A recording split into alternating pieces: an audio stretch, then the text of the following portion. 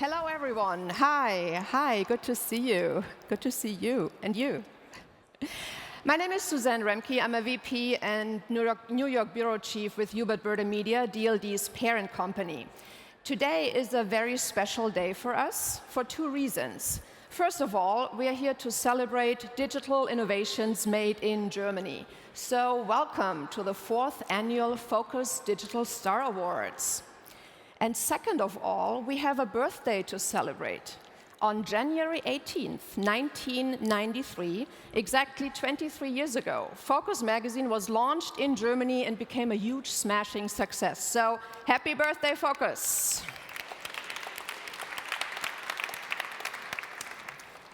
Can we start with the video clip, please?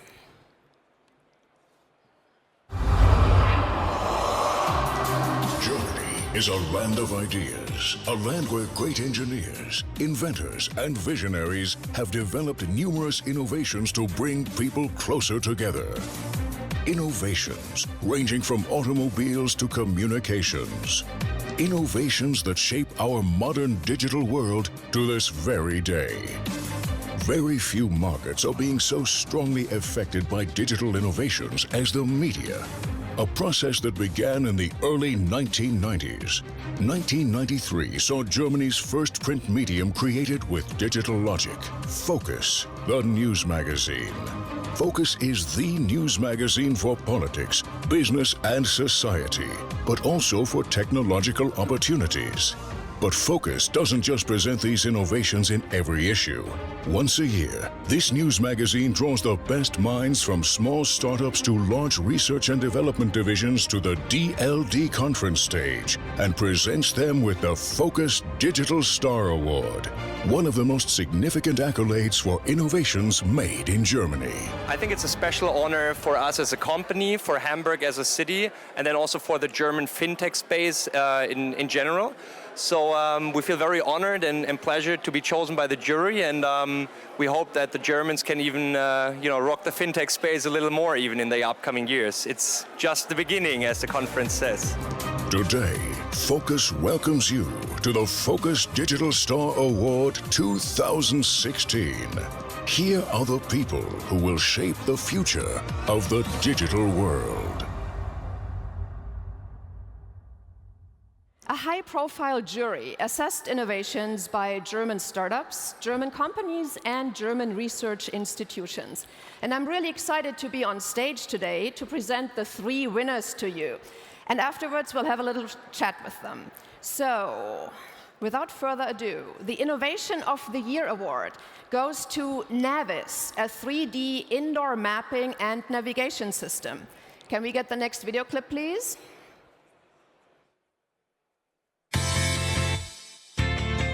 Navis develops an innovative 3D indoor mapping and navigation technique. It is revolutionary from various angles and convinces through its simplicity. 6 high-resolution cameras capture 720-degree panoramic images of rooms, which are then linked to wide-range laser scanners that collect detailed measurement data. Even spacious buildings can be mapped in just a few hours. The gathered data set is automatically processed and uploaded to the web, where it can be explored directly in the browser on any device. The trolley can be set up by a single person and is ready for operation within a few minutes. The powerful lithium-ion battery makes it possible to map for more than 5 hours in one go. Thanks to the intuitive user interface, even unexperienced mappers can operate the trolley right away. The interface shows a real-time map of the environment, and the color coding indicates the quality of the perceived map. And here is what the jury had to say. Everybody is familiar with Google Street View mapping our cities. Navis, a startup out of Munich, is doing the very same thing, but indoors. Indoor mapping will become as important as GPS is today. So congratulations, Felix Reinshagen, co-founder of Navis. Come on stage. Thank you. Thank you. Congrats. So, Felix, to be honest, why on earth would I want to map my living room? That's a very good question. So actually, your living room wouldn't be entirely in our kind of first focus tier of what we actually approach first in terms of all the indoor spaces available. So we are right now primarily doing B2B work. And that is, you can think about Navis as something comparable to what Maps and GPS did outdoors. So pretty much all industries that operate under the open air use this grid to connect all their processes to that. So from the parcel guy to every modern agricultural machine to completely new things like Uber or delivery services, all kind of works on the grid of GPS and Maps. But in buildings, where actually 90% of our GDP is being created, we lack high-resolution maps and we lack a reliable positioning service. We've a background from robotics, from computer vision, and we've actually created the trolley that can create photorealistic 3D models of indoor spaces at 1% of the cost. So give me an example. For example, in an airport or a shopping mall, Yes. what would it be? Yes, airports are our targets, shopping malls are big industry facilities like factories. So we can, in a very brief amount of time, scan everything, and then you can connect all your processes to our data grid, like, for example, logistics or repair and maintenance, or comparing workplaces and factories across the globe. Actually, pretty much all industry processes, kind of the whole industry world, is to some extent now trying to connect the physical with the digital world. Okay. And we kind of deliver one major puzzle piece to that, like creating a digital copy of the physical space, and that is actually kind of a huge value there. There's really billions and billions of facilities and assets in there, and now suddenly you can connect all this and create digital copies and run all your processes that used to run only in the physical world with a direct connection to the digital one. Great, thank you so much. Have Thank a you. seat. Next up is the Newcomer Award, the Digital Perspective Award. It goes to a startup that hacks and optimizes the human body. It's called Antelope. Can we get the video clip, please? Sport is our energy. It is essential for us to remain healthy, stay in shape, and live longer.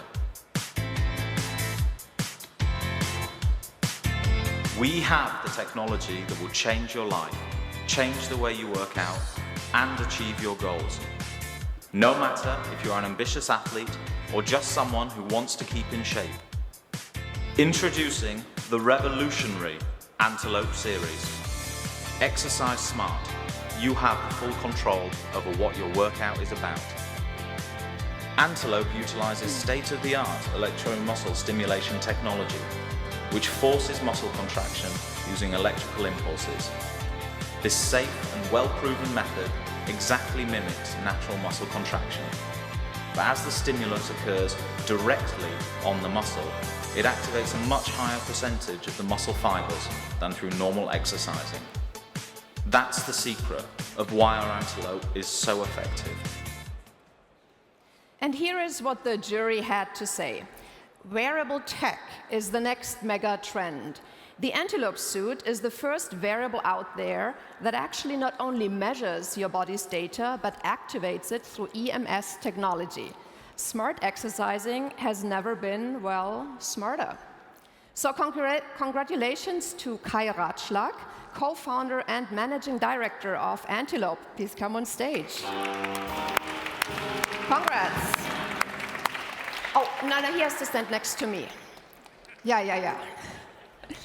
The Antelope man. Kai, question for you. Yeah. I'm a runner, not a very fast one, to be honest. I average like 6 minutes per K. So what can Antelope do for me as a runner? Let me, before I answer your question, say thank you to the jury. So we are really, really happy to get this award. And let me say thank you to my extraordinary team. It's awesome to work with you guys together. And now I will answer your questions. So if you want to become a better runner, it's not only important to go running on a regular basis, it's also important to do an additional strength training. If you have a better core muscles, so better abs and better back muscles, then you can have a better performance while go running. Mm-hmm. With Antelope, we created the first product in the world where we integrated a really, really smart technology, so electromuscle stimulation, in a textile. We control it by an app, and we have this hardware device where the electromuscle stimulation is coming from. you can give a different kind of intensity on different muscle groups. So I can give you a really slow impulse for your neck, like a massage, and I can tense your abs much stronger. So you have the chance to combine in strength training with an endurance training. Okay, so but I still have to go running, right? I can't just hang on my sofa. Yeah, that's right. And Usain Bolt, for example, is using EMS technology. That's awesome product, but you can do in strength training wherever you are, whenever you want. So in this suit, everything is integrated what you will find in a gym. So I can give Max so much intensity on his arms that it feels like a 30-kilo dumbbell while he is doing a biceps curl. You don't need any weights, so you have no stress on your joints. You can work out all muscle groups at the same time, so it's an amazing technology. That's amazing. And let me say one more sentence. It's not only made for people like Max who training every week 5 or 6 times. So it's a technology made for everybody. So you can use it for sports, but you can also use it if you are here, for example. So look at me. I have the antelope suit, or I have the tank top under here. I don't do a workout right now, but I'm using it for burning more calories than everybody here in the room while I'm here in the conference, and I get no back problems, and I get no tensions at my back. So it's an awesome product for everybody of you.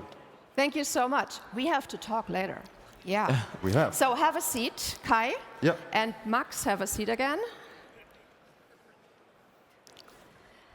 Last but not least, the Editor's Choice Award goes to Artimines, a startup for next-generation robot programming.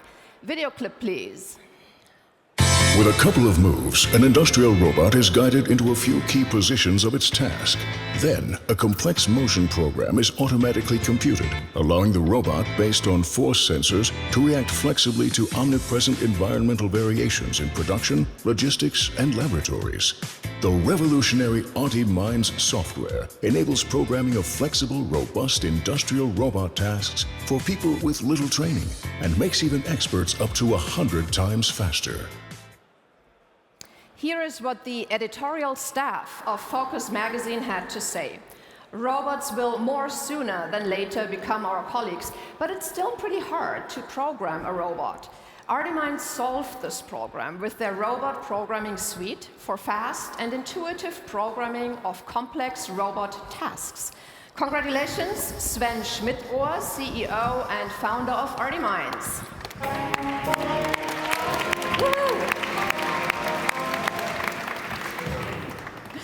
So Sven, using Artimines RPS, how many people in this room here would instantly be able to program a robot? Yes, first of all, I also want to thank the jury and the reception here and your attention, and of course our great team. They are all working right now very hard to take care of our customers in Karlsruhe.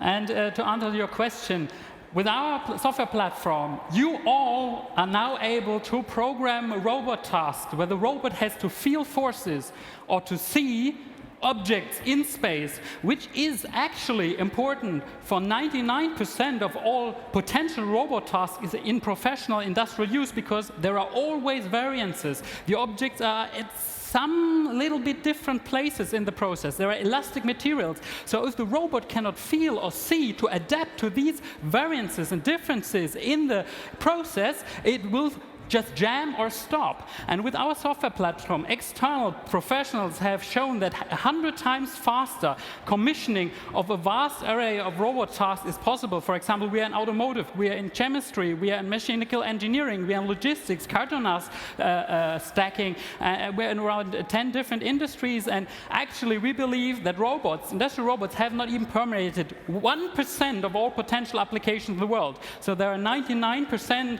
100 times more applications for industrial robots still open, and it's mostly about the flexibility, it's mostly about software, and we believe that this will be one of the big topics of this century, building a society beyond dirty, dull, and dangerous labor, liberating humans from this dull, dirty, and dangerous labor. And our software platform will play an important role. We'll come back to this later. We'll come back to this later, yes.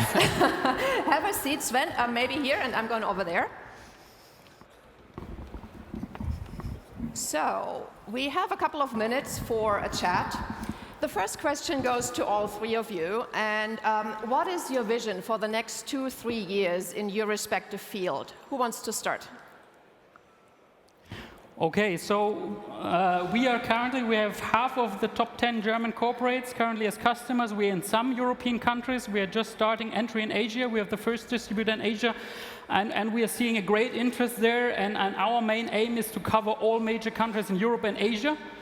Because these are the major markets in robotics. The United States is a bit difficult, but we want to cover that. We want to have distributors, several in all these countries. We want to cover at least a dozen different industries to be robust against the different economic conditions. So, for example, if we are in chemistry or in food, it's different from automotive. And of course, we want to have a very scalable business model, which we can show right now, but which we want to prove in a broader way. And that's our main aim. Great, thanks. What about you, Kai? Our vision is that everybody is doing more sports, and because sports is something to do with your health, it's really important. And with our product, it's so easy. You can use it whenever you are, wherever you are, whenever you want, wherever you are, and you can have such a really good workout with such a great result. So it's going much quicker than if you work out on a normal day. So it's awesome. What we want to do in the next 2 or 3 years, so we're in a first mover advantage right now. That's the first wearable, like you said before, in that area.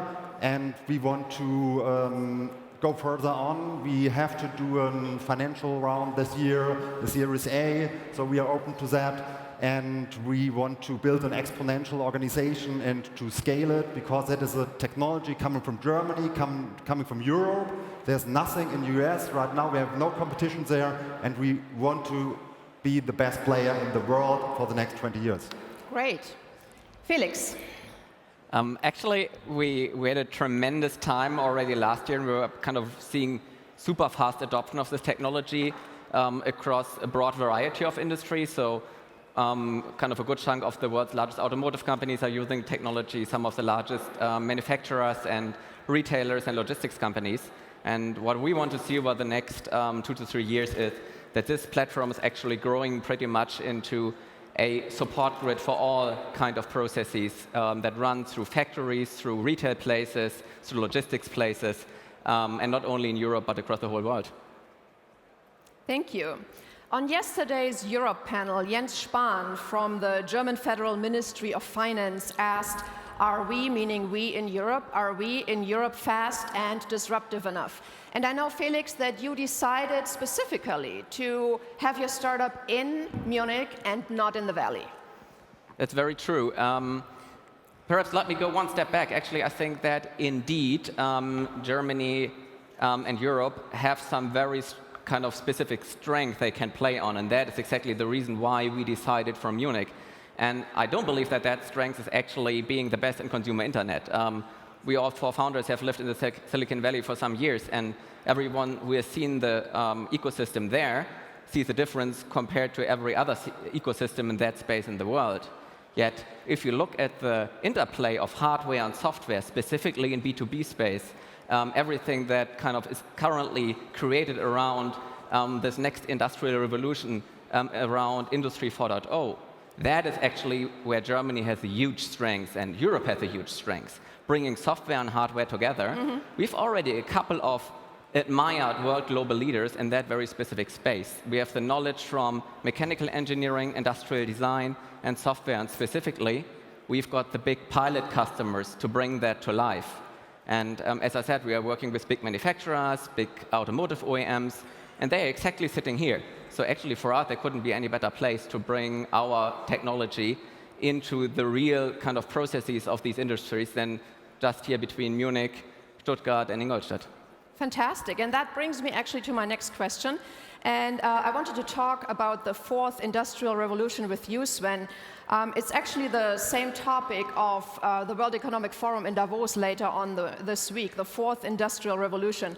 In Europe, we are excellent in many fields, automotive, health and medtech, and robots, for example. So can and will we Europeans be a major player in the fourth industrial revolution?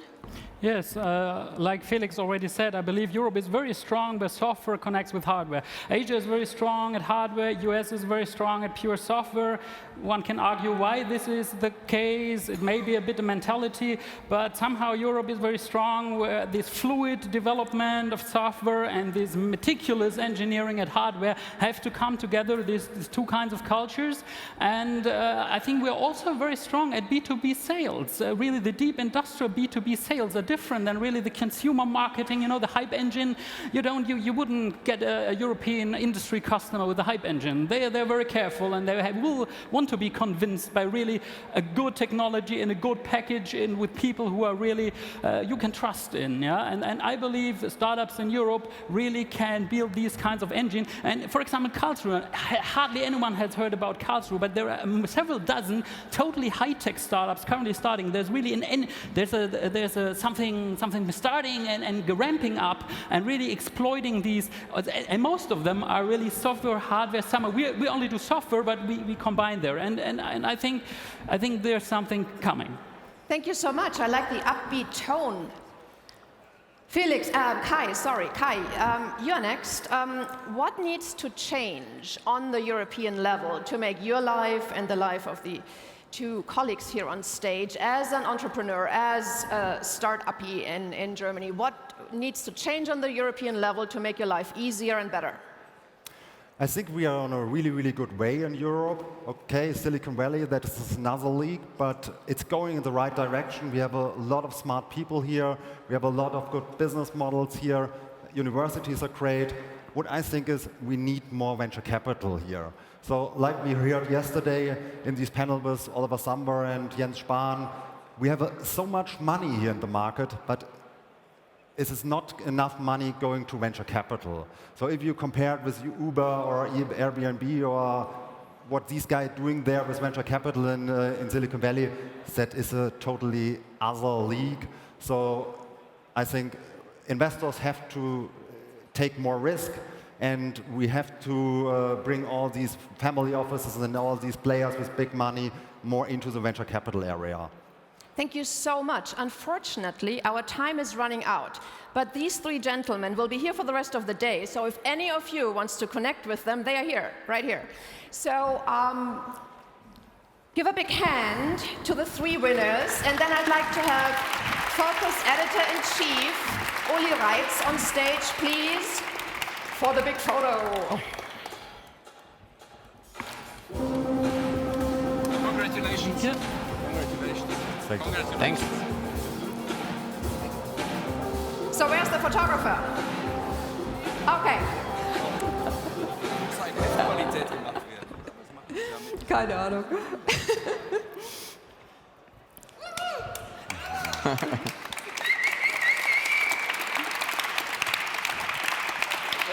Okay, I think we got it.